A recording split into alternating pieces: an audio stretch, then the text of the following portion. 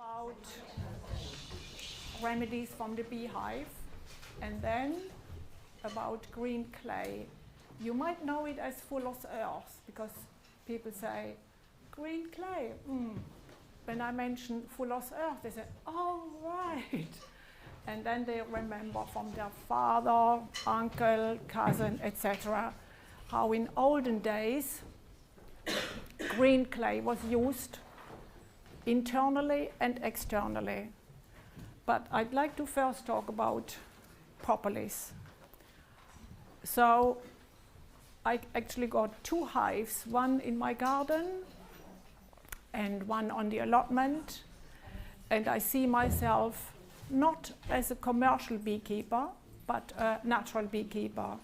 So I will talk a little bit about that, because the more I learn about it, the more important it seems to me to move away from human-centered beekeeping towards bee-centered beekeeping, which is getting more and more important, and we understand more and more, if I say we, people, understand more what the needs of the bees are. We like honey, of course, but we got plenty of sweeteners and sugar, etc., etc.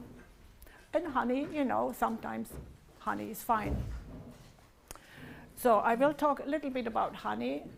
Pollen is mainly the food for the bees, and propolis is a very specific substance. So I got, when I had my bees brought, they moved into, this is part of a very old beehive. The beekeeper from Broadchalk, he was going to throw this old box away and had it put at the back door. And a few days later, a swarm had moved in, and his wife said, I do not want any bees at my back door. So he heard that I wanted bees. I had a hive for nearly 10 years in my garden, and I was hoping a colony would move in. So this is, you see these bits here, this is propolis. And inside, it's mixed with wax. So this, it's like glue. So I will talk a bit about it. But this is how the bees were delivered to me. And the second box is put on top, and the bees fix it and close it and seal it with this natural substance called propolis. So, another 3 hives, lovely meadow. It was interesting for me to learn that bees have a natural habitat, and it is a hollow tree. It's not a wooden box, which we can make. Where we know, when we hear beehive, we think of a wooden box to harvest honey. But the natural habitat of bees, the honeybees I'm talking, is a hollow tree. And this is a chestnut tree in Bentley Wood, which is very near Salisbury. So you can go there and see how they fly in and out like a beehive. But the hole is quite high up. It's about 8 meters high up, which it protects them. And at the bottom of the tree, it's like a hole where the bees also crawl in and out. And when you hold your ear against that hollow bit, you hear that humming, which is absolutely fabulous. It is like a huge choir singing. It's such a fantastic sound. And they might have been flown originally from a hive, because in May, June, the bees swarm, and then they, when they hang in the swarm, they send out scout bees to find an ideal location. So they might escaped from a hive and moved into this hollow tree, maybe many, many years ago. I have no idea how long they have been there. But it's very magic. Another I have found near Clarendon Palace, also Salisbury. So when you walk through woods, often, especially in May and June, when you hear a buzzing, there's very often a wild colony has settled there. So that's, I just wanted to show this is the natural habitat, not the man-made boxes. They are really there for our convenience. So I need to make sure I get it right. So there we go. There we go. And near Shaftesbury is a farm. I think it's an organic farm, Pertwood farm. They have taken up that very old traditional way of beekeeping, which is called Zeidler. That's a German word. As you can hear, I come from Germany. So they simulate. You create a seemingly natural way of beekeeping. So you cut into a big tree without destroying the core. You cut in a square bit, and then you put a plank of wood over it with a hole, put in a bit of wax as a bait, and in very short time they move in. And there you see the dark color on the comb. So they make their own comb, and it's all propolis. So this propolis is antiseptic. So it used in the hive, it keeps the hive sterile, and before the queen bee lays her eggs to create new young bees, the comb is being lined with propolis to keep it absolutely free of harmful harmful microorganisms. So it's like an antiseptic substance. So that's a natural, a wild colony settled in a Zeidler hive. Then, so I mentioned that at the beginning, the difference between bee-centered, means you look what do the bees' needs are, what's their life cycle, how can we respect the bees' life cycle, or human-centered, where you think, how can we get as much honey as possible, fast, take as much honey out as possible.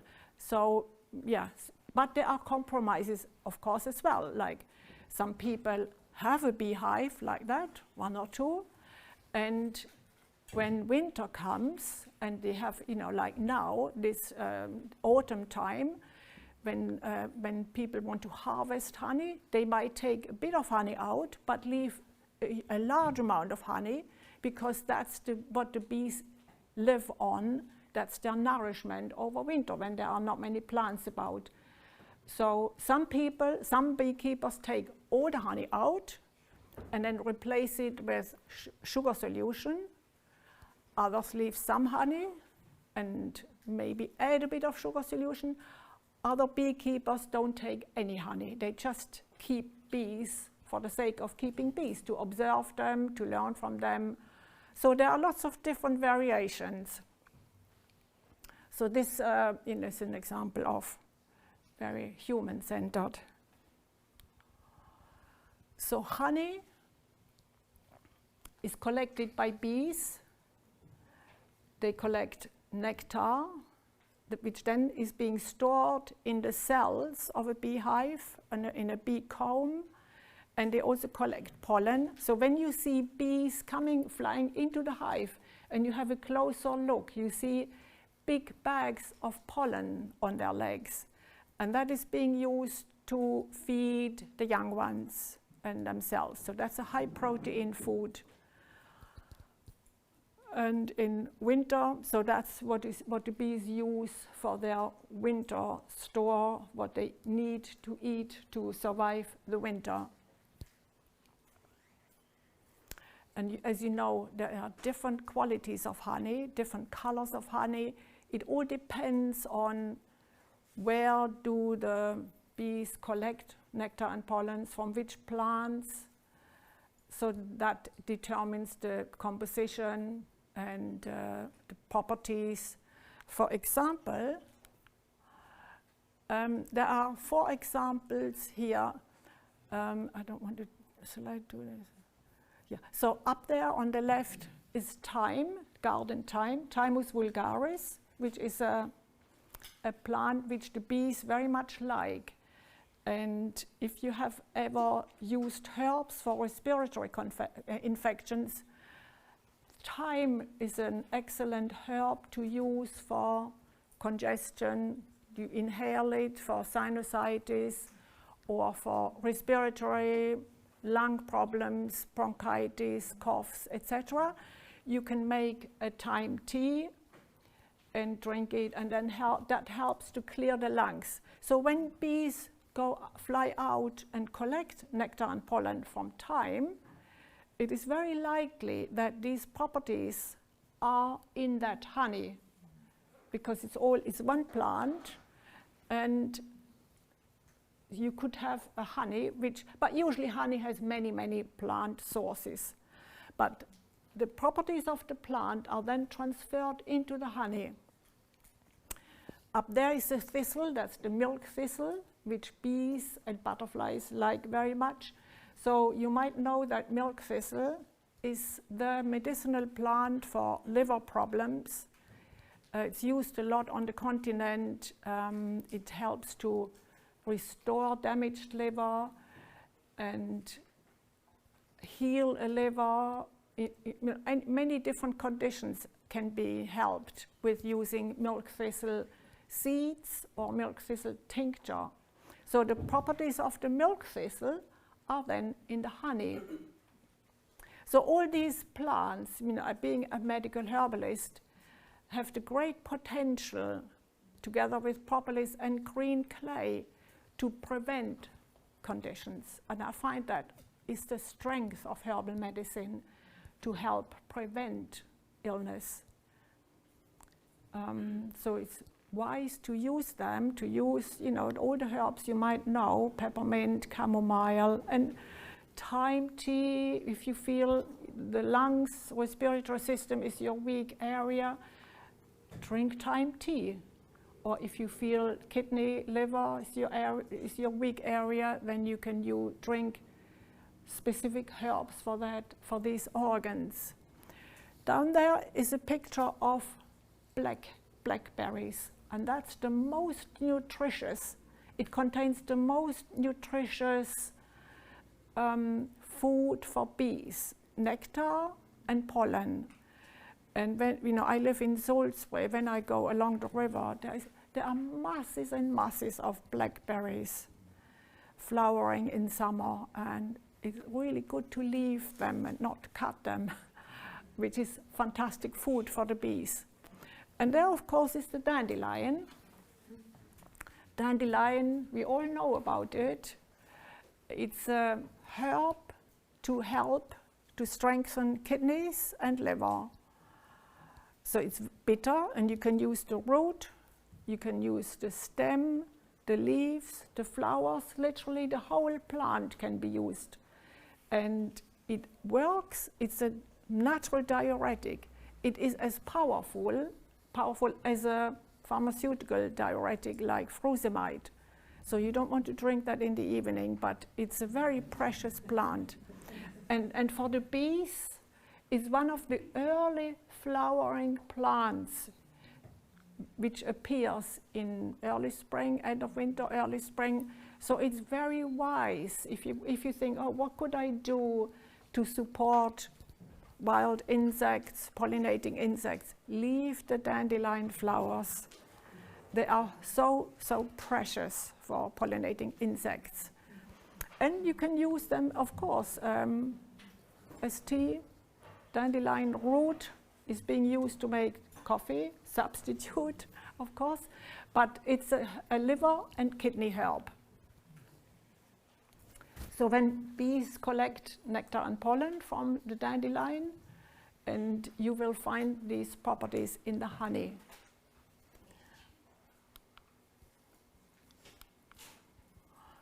This I've heard on Radio 4, 2015, on Inside Science, by chance, and I then looked it up, and I was astounded.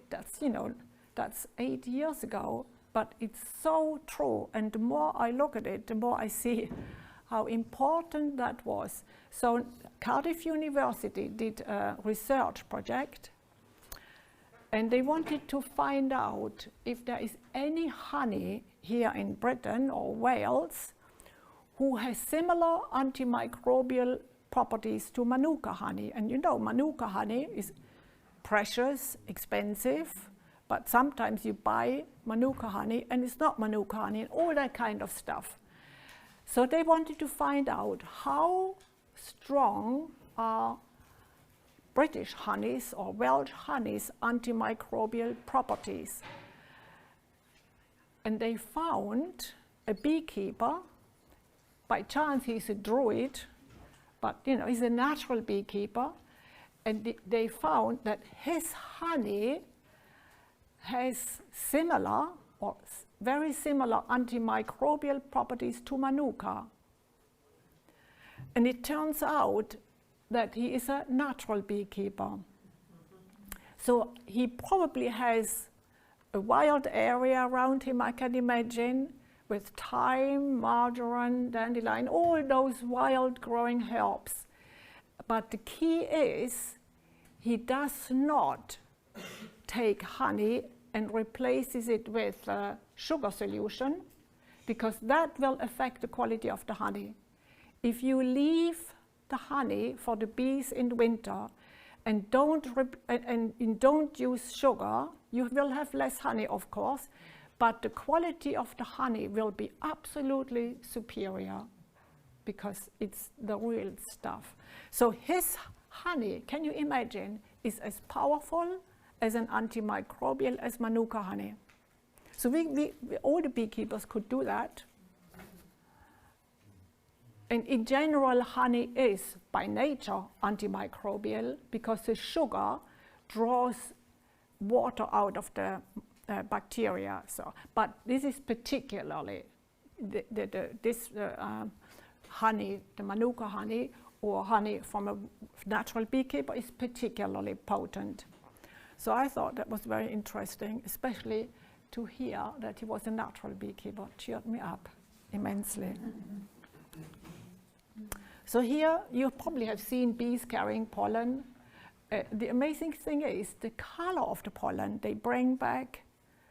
I think when the chestnut is flowering, they bring back dark red, brownish pollen. They bring back white, yellow. It's all the colors you see where they go and collect their food. It's quite magic. And they bring it into the hive. Usually, it's a good sign when you see bees bringing back pollen, because that means they got young ones to feed, and that's a sign, the colony is flourishing. It's wonderful to see.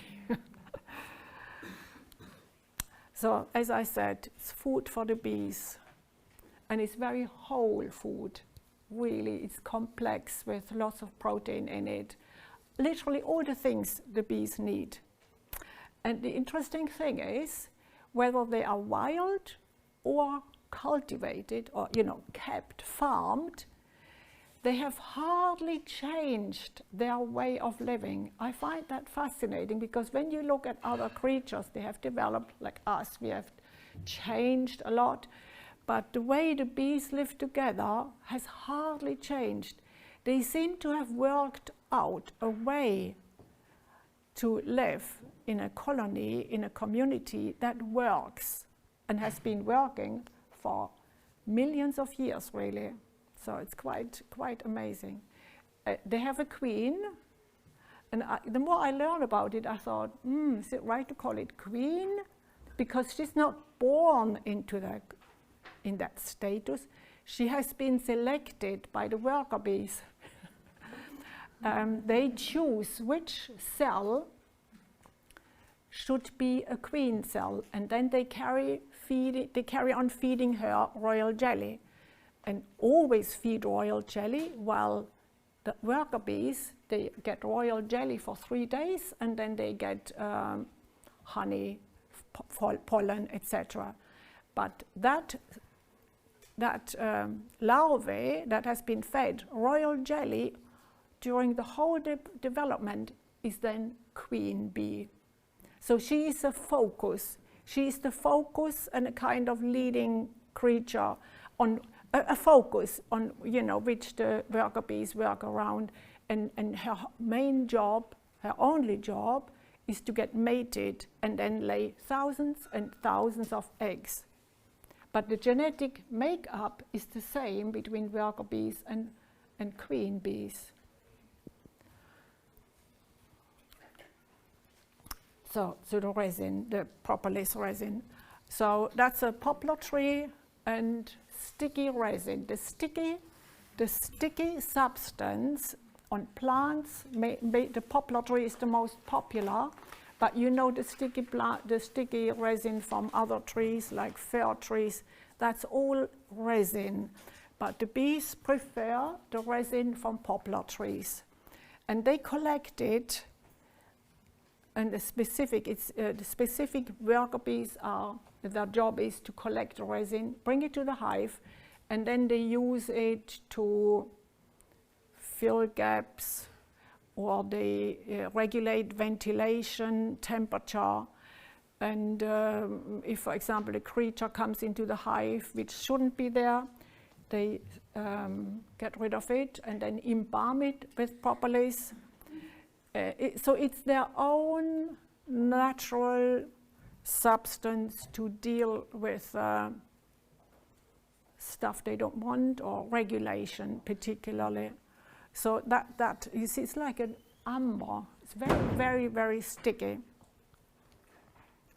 So they carry it into the hive and then use it wherever it is needed. And the issue with ventilation I find quite fascinating. They, for example, I have a Warray hive with a Hessian sheet at the top. And when it's very, very hot, the bees bite holes into the Hessian for better ventilation, to keep the hive cooler. But when it gets colder again, they close it with propolis to keep it nice and warm. So they regulate it in a very clever way. So in the hive, so propolis has a very important function in the hive. As I said, the brood cells are lined with propolis, and because it's a community, a single bee can hardly exist. But as a colony, their strength is of living together. So they look after each other. There are always guard bees out there who make sure no wasps fly in. It's a very, very dedicated community where they help each other, live with each other. It's a system that has worked over many, many years. So for humans, for example here, you can scrape out the propolis, or some beekeepers put in a mesh into the hive with little holes, and the instinct of the bees is to close these holes with propolis and to take the mesh out, and then ideally put it into the freezer, and then you can crumble it up and grind it into powder, and you can dissolve that propolis with ideally 70% alcohol. And I made some. I make the propolis tincture myself. So you gargle with it, or use it on a wound, apply it on any wound which needs to be cleaned to prevent infection, or you can use it when you feel your immune system is run down after stress, etc. You can gargle with it. Particularly useful, the propolis, is when you feel you're getting a sore throat. Then you gargle with it at the earliest symptoms, and gargle with it and then swallow. And very often overnight it has cleared. So it has similar properties to echinacea. Yeah, you might have used echinacea. You can gargle with it and swallow it. So that's the immune boosting effect. Immune modulating means when the immune system is out of balance, like when people have autoimmune disease or allergies, which means the immune system is not functioning in a balanced way, long-term use of propolis can bring the immune system back into balance. And then antibacterial, so I will show some example how that works. Antiviral, of course, as well. It prevents that viruses multiply. And antifungal, the same. So it has all these properties. Anti-inflammatory as well, even though inflammation is an important process when tissue is damaged, then the tissue reacts with an inflammation to bring more blood cells to the area, etc. But it helps to down-regulate inflammation again, which is necessary after the inflammation has taken place. It needs to be down-regulated again, and the propolis helps with that. Similar to turmeric, which you might have come across, that turmeric, the yellow spice turmeric, is a natural anti-inflammatory. Then detoxifying, it helps. It just helps the general process of clearing the body of microorganisms which are not needed or which are harmful.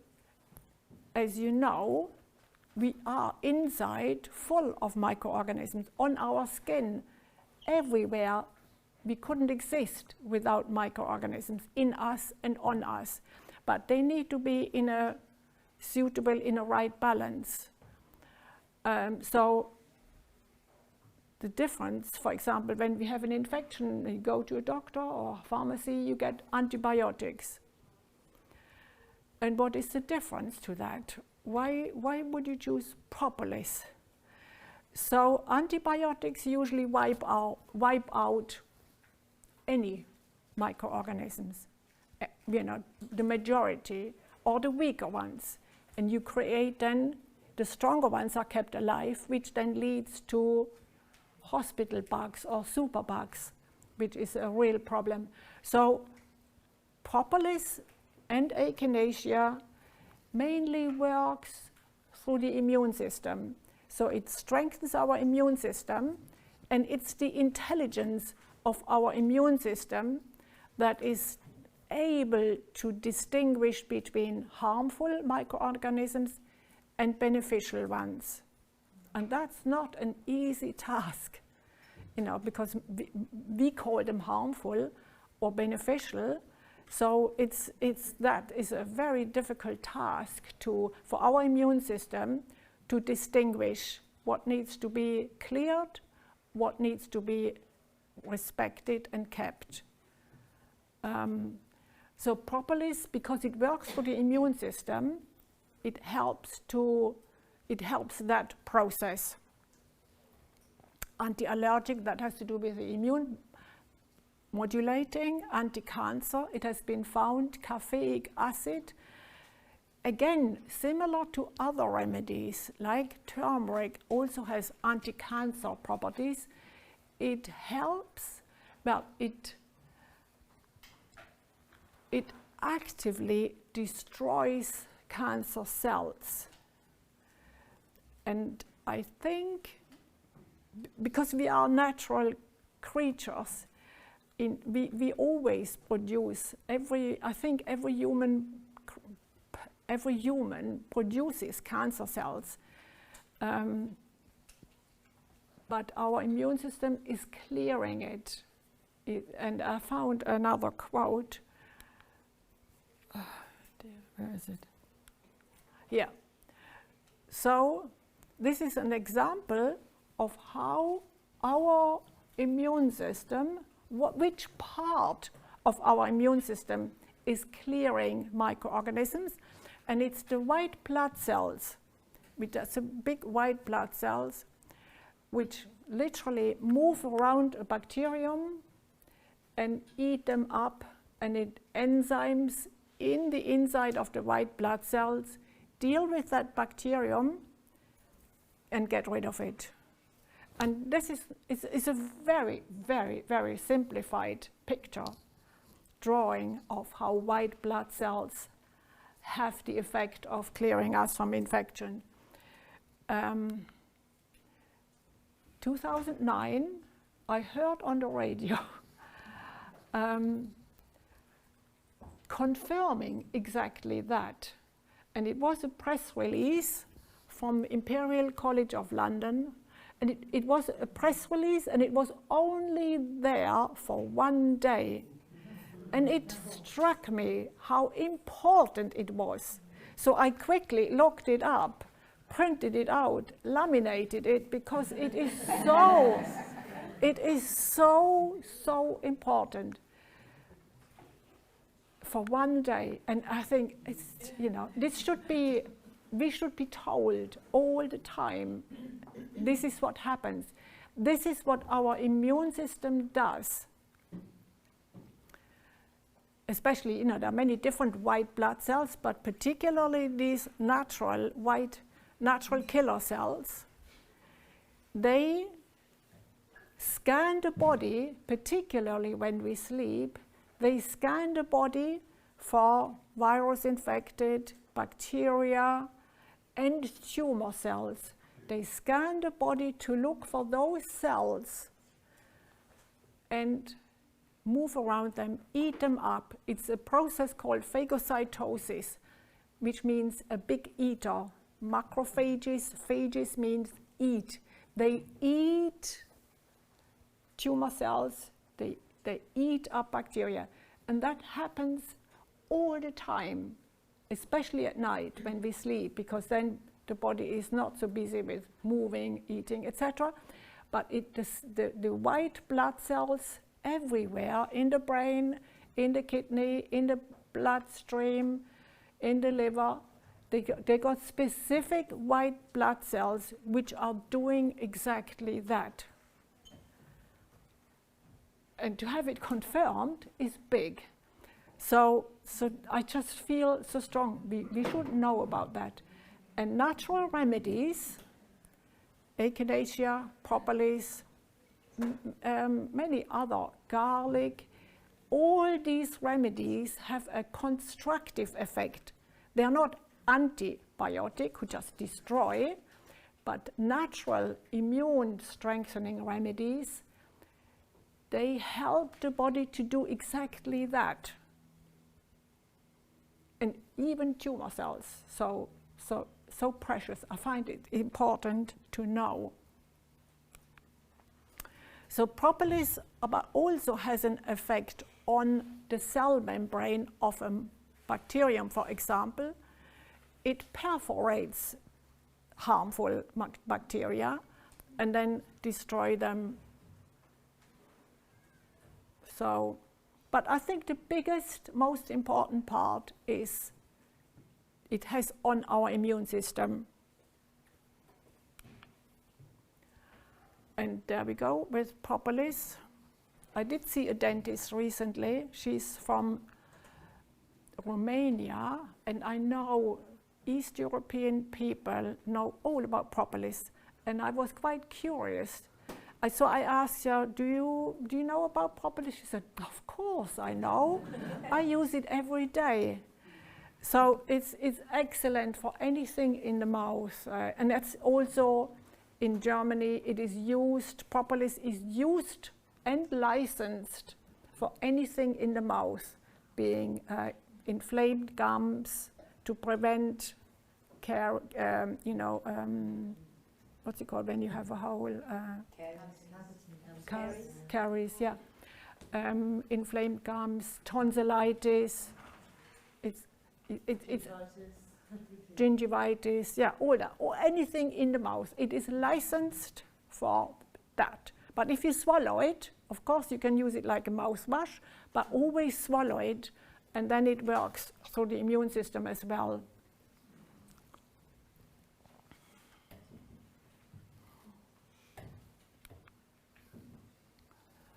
Then there are propolis for viruses. So it's as I said before, bacteria, viruses, fungi. Herpes virus is very, very effective. And I found when I make, for example, propolis ointment, so I put ground propolis into oil and then solidify it with wax. When people get cold sores, which is a virus, it helps to clear it, it speeds up the healing, it works very fast, so it has properties to deal with herpes viruses. But this is the big thing, what I mentioned, because the more antibiotics people use, the more it will lead to bacterial resistance. And that's very difficult to treat, the Staphylococcus aureus. So Propolis will never, never, never lead to bacterial resistance, because each batch is slightly different. It's not a standardized product, but each batch comes from different bees, they collect different pollen, different nectar. So it's always, the essence is the same, it's antimicrobial. But it has these variations, these inbuilt variations, which bacteria cannot figure out and develop resistance. So that's why it is it's the thing for the future, because more and more antibiotics become resistant to antibiotics, and Propolis or other resins. You know, we need to use that, I find. So these are resins, because I mentioned the bees fly out to collect resin, but we can also use resins. I know some people use myrrh tincture with similar effect for their teeth and gums, etc. And that's an alternative. So the clay, or fuller's earth, you might have heard of it. It's a ground powder which is extremely versatile, and it has has no limited shelf life. So in 100 years it will be exactly the same, because it has been in the ground, and it has been harvested from the ground, purified, and then it can be used internally and externally. So how do you use it? So there are different clay. The name of the clay depends on the area where it comes from. So the French green clay comes from France, Sicily as well. Razul clay comes from North Africa, which is reddish. Bentonite clay is more gray, comes from the United States, but it's all clay. Again, with slight variations of a bit more iron, less iron, but it's all finely ground clay. And it can be used, people can use it, but it can also be used on animals, horses, dogs, etc., with incredible effect. I once sold clay to somebody online, and she said, I need to phone you. I'm so impressed. I used the clay on my horse. The horse had a wound on his leg, and she went to the vet and paid hundreds of pounds, and it didn't work. So she said, I'm not making it up. She said, I put the clay on it, and within days it healed. It draws out impurities, it draws together. It's a fabulous first aid remedy. It stops the bleeding, it does everything, and it has no shelf life, so it's extremely versatile. It's just fantastic. I've used it on myself, the children, they grew up with that. So you can use it as a face mask. If you buy a face mask, it's probably green clay in it. You can mix it with oil, or you can mix it with water. If your skin is dry, you mix it with oil. If your skin is oily, you mix it with water. And also for leg ulcers or any ulceration, it heals in a very spectacular way. So you sprinkle, if a wound is oozing with blood or lymph, you sprinkle the green clay on it, and it heals very, very fast. It's antiseptic, it draws together, it cools, anti-inflammatory, it does everything. And if you go to a chemist and ask for Fuller's Earth, they said, sorry, what? It's gone. It's gone from the shelves. 25 years ago, you could buy it at every chemist, and it's gone now. And I wonder why. So it has no shelf life. I think that's a problem. So internally, the health regulation people say we should not use it internally, but in France, in Germany, it is still being used internally, and I have no problems using it internally. So inside, because it has this negative electrical charge, so you usually mix a teaspoon of clay in a bit of water, stir it and drink it, and if it goes, when it goes through the body, it attracts heavy metal, bacteria, viruses, etc., and you get rid of it. The body does not absorb it, so you get rid of it. So it does the healing. When you see the healing outside on the skin, you think, wow, that was quick. It stops the bleeding, everything. Then you can imagine how it works inside. So, nice and easy, effective. But because it attracts things, if people take medication, you have to be careful not to take it with any medication. You have to take it apart, at least an hour apart. So here, I found, I know Lubus Heilerde, that's a German version. And they are still able, on their packaging, on their website, we are not able to do that anymore about green clay, but that is a brownish clay, loam, it's sort of loam, but it's brown, and it is clay, and they are still able, they still have the right to say it's for heartburn, it binds fats and cholesterol, and it can help for irritable bowel because it's soothing, and when it's in the stomach, it neutralizes acid. So when people suffer from over-acidity, that is the remedy to use because it binds and it neutralizes acid. And they can still say that on their product. Or acne, spotty skin, because the clay draws out excess sebum. It's a very, very useful remedy. That's it. Please ask me anything you like.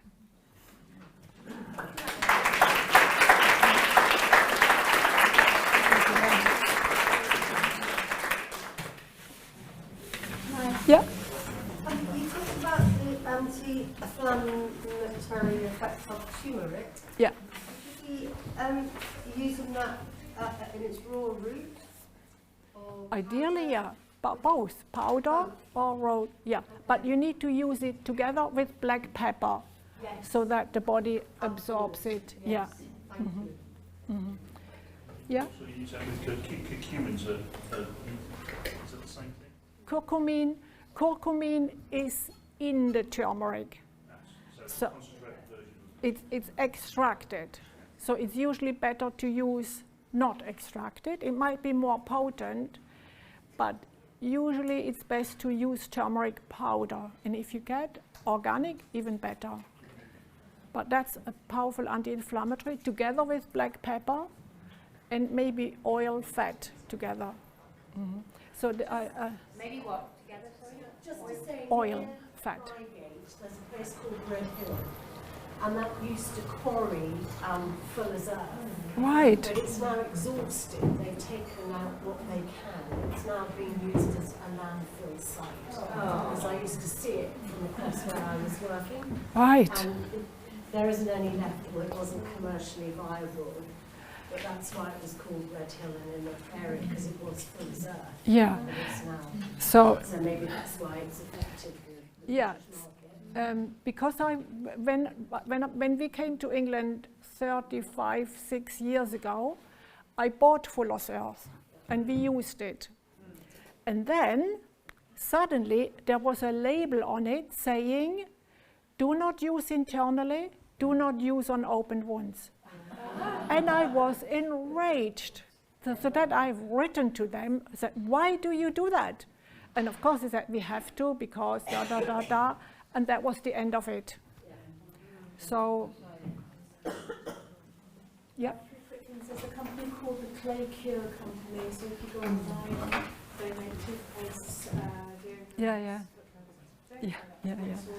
Aromantic is another source, aromantic.co.uk. I think they still sell green clay. Yeah. What was the name of you said that they're still allowed to write on their packaging? Luvos Heilerde. So that's a German company, Luvos. Luvos. Finally, do the bees get a bit annoyed with people going and scraping all the propolis off where they've just packed it? Sorry, I didn't get the beginning. Well, all these bees are busy putting propolis in and filling in the cracks, and then the humans come along and take it all away again. Yeah. So I would only do that when a colony has collapsed. You know, when there was queen failure, I would then help myself. I would not take it out, you know. This is the big dilemma I'm in now. Shall I carry on making propolis? Because it's good, but we can also use the resin. We don't need to involve the bees.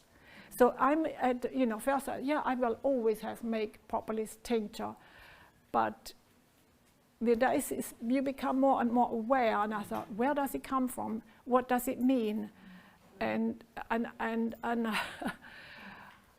don't want to be part of it for very long. So I bought, you know, when I was in Germany, I bought some, and I will use it up, and then I will think of other ways. So you could potentially use the resins from the trees. Yes. Become your own bee. Yeah, exactly. Yeah. But you know, you said somebody put the gauze in. Sorry. Yeah. So the green clay for acid reflux, is that as good as the UVI drugs? Because I get acid reflux quite badly. I have done for years, and I don't. So that would be my first choice. Right. To You can take that every day. You can, yeah. Yeah. How much would you take? A teaspoon in a glass of water, and let it stand during the day, and then the clay will sink down, and you can drink the clay water, or you can stir it to get it back in suspension, and then drink it. That's what I would do. So for acid reflux and stomach acid, it's a great remedy. So you were. Oh yeah, no, it's just that you were saying that they put the gauze in. So if you're putting little bits of gauze in, that would be all right, wouldn't it? Because they think, I'll do this for you. Yeah. You could ask them. Yeah, I Can could. you do this gauze for me, please? So that means opening the hive, which is stress, huge stress for the bees, because the temperature in a hive is our body temperature. So winter or summer, the inside temperature of a hive is about 36 degrees Celsius. And if you open a hive, that heat will disappear, and it will be stress. If somebody comes into your house, you know, it is huge stress. Yeah. And an example of that stress is, a few years ago, I did a talk in this area somewhere, and there was a beekeeper inspector there, and I talked about propolis. And he then said, once he went to a beekeeper and inspected that beekeeper's hives to look for the typical varroa mite infestation, damaged wing disease, etc., etc. And then everything was okay. So when he left, he said, have you got any other hives? And the beekeeper said, oh yeah, down at the bottom of the garden, there is an empty hive. I have not seen it for a long time because it's completely overgrown by nettles.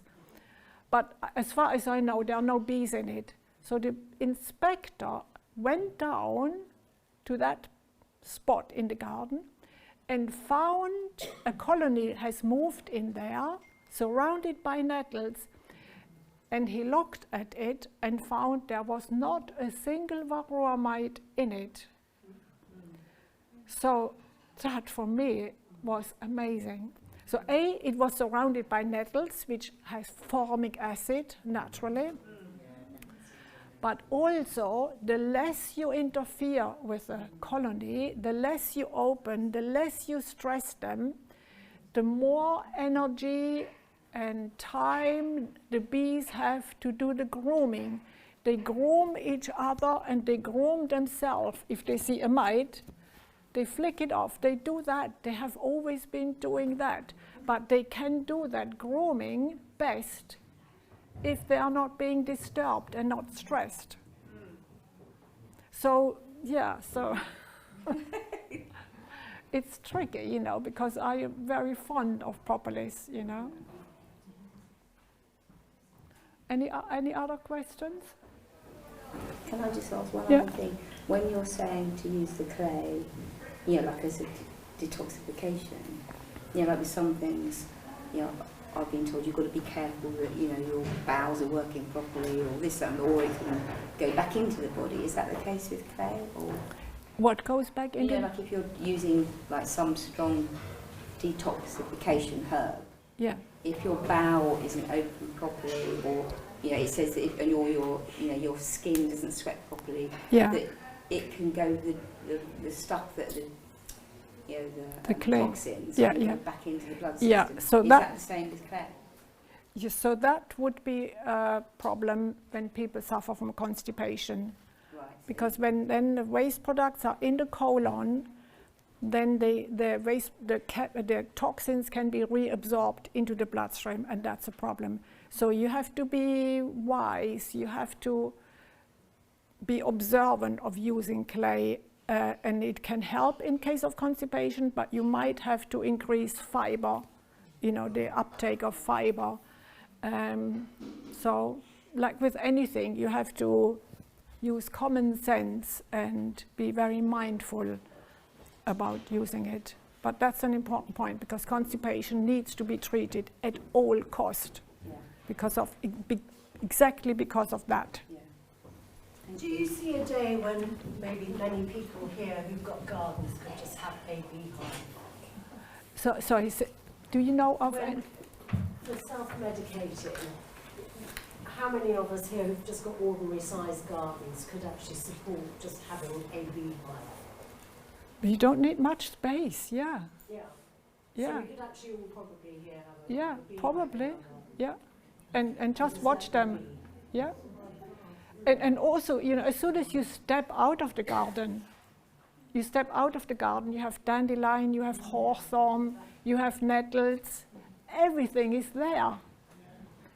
If you imagine how much the NHS would save if people were encouraged to use that, it would be vast.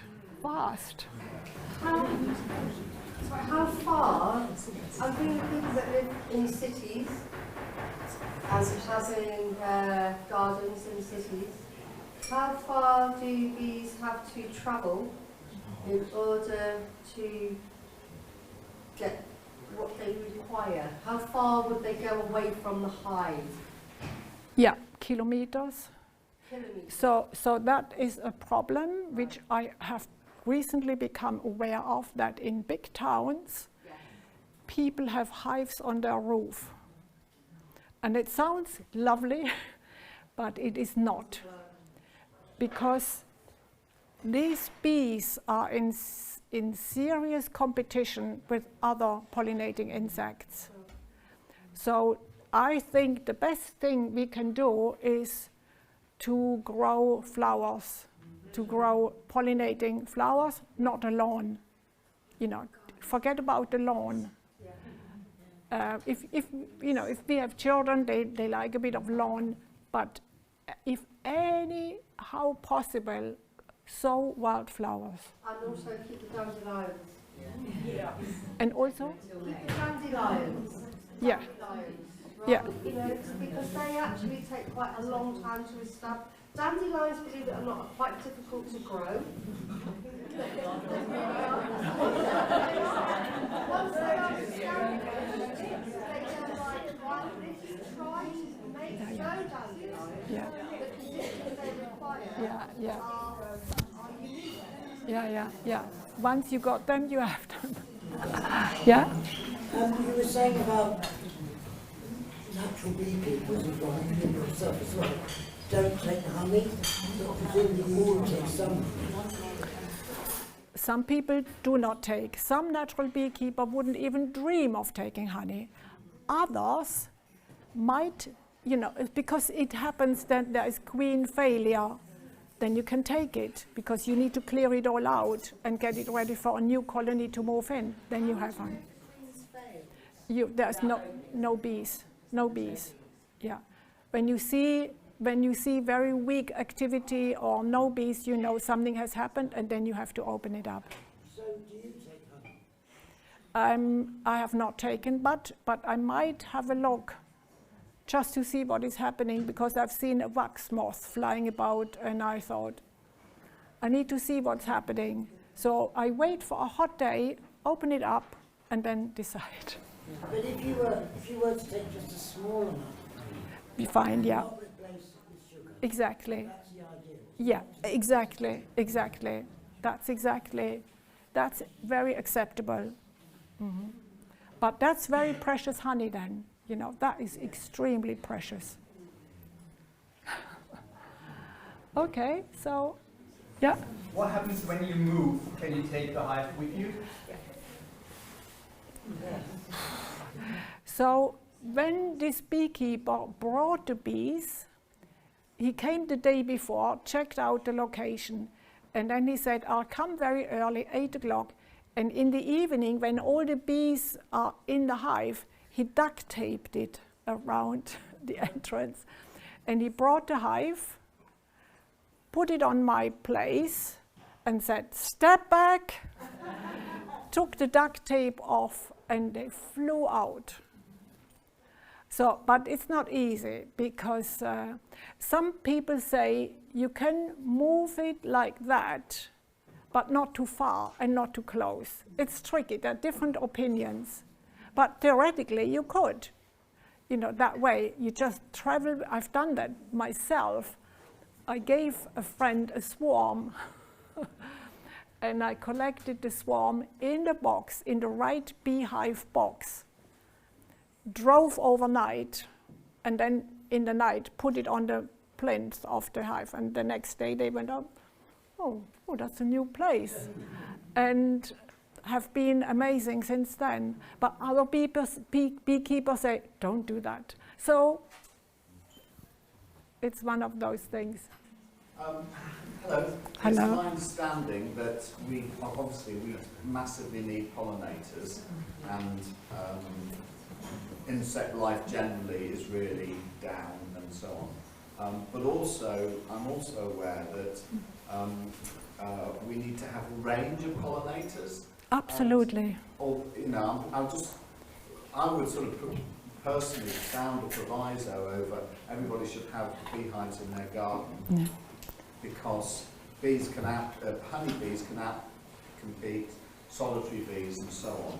Yeah. And for example, the minor bee is specific to one plant, and if the honeybees are going there and taking all the nectar,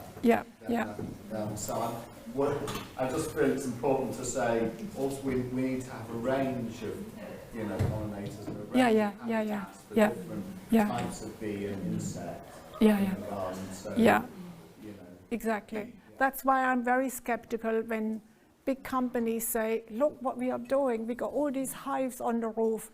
Not good news, because especially in a town where there is less plant life, then the honeybees are a huge competition.